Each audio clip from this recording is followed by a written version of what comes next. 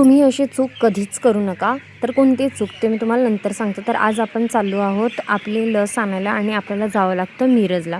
जाता जाता आम्ही ताक पिलं. तर मी तुम्हाला चूकबद्दल सांगत होती. तर तुम्हाला मित्रांनो सांगते, आम्हाला एका व्ह्यूवरचा फोन कॉल आला होता. आपल्या इंस्टाग्रामवर एक व्ह्यूवर आहेत आणि त्यांनी मग आम्हाला सांगितलं की त्यांच्या पोल्ट्रीला, नुसतं पोल्ट्री शेडला आजूबाजूचा कोणताही खर्च न करता फक्त आणि फक्त पोल्ट्री शेड आणि पोल्ट्रीमधले खाद्याची आणि प्यायची भांडे त्यांना 30 लाख रुपये खर्च आला. तर मंडळी, जेव्हा पण तुम्ही कोणता नवीन व्यवसाय करता तेव्हा पैसे असतील तर लगेच इन्व्हेस्ट करू नका दुसऱ्यांच्या ऐकण्यावर.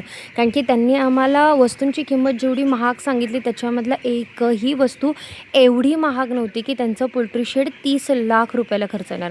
आमच्या पोल्ट्री शेडला 14 लाख रुपये खर्च आले, कारण की आमची जी जागा होती ती वर-खाली होती. वर-खाली म्हणजे आमच्या इकडे पट्ट्यांच्या बेस्डमध्ये शेती असते. तर हे पट्ट्या होत्या, एक वर होती एक खाली होती शेताची.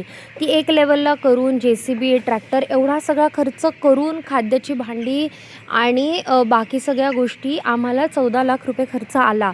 पण 30 लाख रुपये ह्या सेम साईजच्या शेडला किंवा ह्याच्यापेक्षा थोडंसं जास्त साईजच्या शेडला 30 लाख रुपये कुठेही खर्च येत नाही. म्हणून मित्रांनो, प्लीज इन्व्हेस्टमेंट करताना नक्की इकडे तिकडे सल्ले घ्या आणि आपल्या आजूबाजूच्या लोकांकडनं तर घेऊच नका.